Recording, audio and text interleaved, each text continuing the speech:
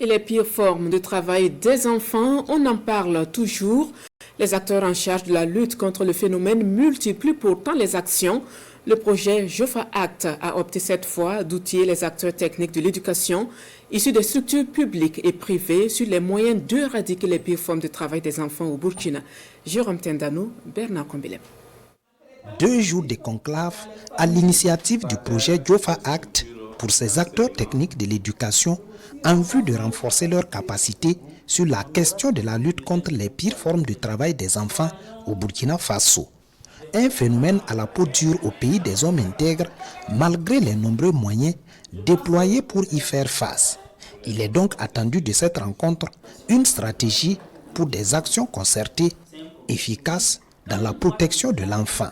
Nous travaillons donc dans le cadre du projet Jofa à faire en sorte que la question de la lutte contre les pires formes de travail, soutenue mutuellement, mais dans le cadre même de la politique gouvernementale également, c'est de faire en sorte que cette question de la lutte contre les pires formes de travail soit une question qui soit véritablement adressée et que les enfants ne soient pas exposés à tout ce que nous constatons. Il faut d'abord savoir que le secteur des domestiques, là, le législateur a fait en sorte qu'on perçoive ça comme inclus dans la liste des travaux dangereux.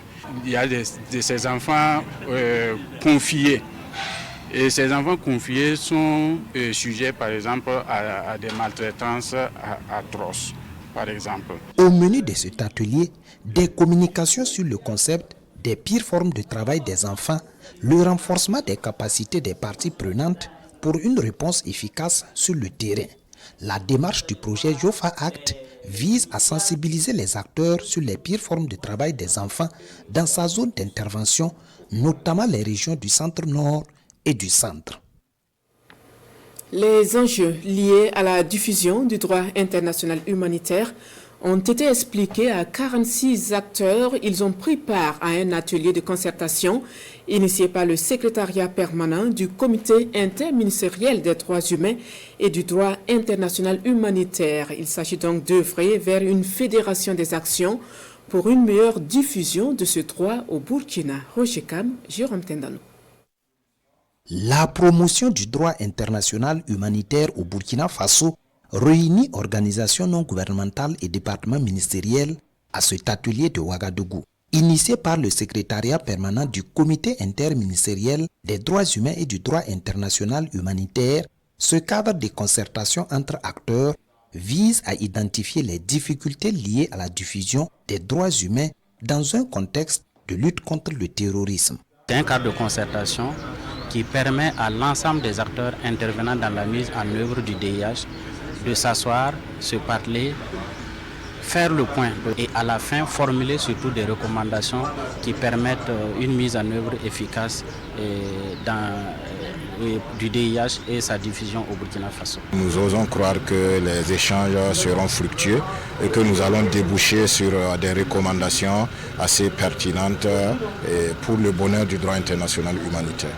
Deuxième du genre, après celui de 2023, cet atelier de concertation est le lieu pour les acteurs de partager les expériences de leurs actions de diffusion du droit international humanitaire.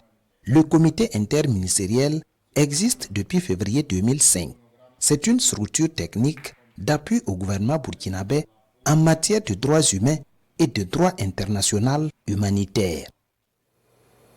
Dans la dynamique de lutte contre le chômage, des milliers de jeunes ont été formés dans divers métiers par l'État et des structures privées. Eh bien, on peut citer la mécanique, la vulcanisation, la menuiserie, le tissage. Nombreux sont ceux qui font leurs preuves sur le terrain. Nos reporters Sideyi de Ouedraogo, Edouard Ouedraogo et Christophe Traoré sont allés sur les traces de certains à Bagassi et à Boromo dans la boucle du Mouhoun. Regardons. Clé et tournevis en main, Nestor Koudougou remet une roue de moto qu'il a fini de réparer. C'est un passionné de la mécanique, ce qui l'a motivé à s'inscrire dans un centre de formation professionnelle à Bagassi.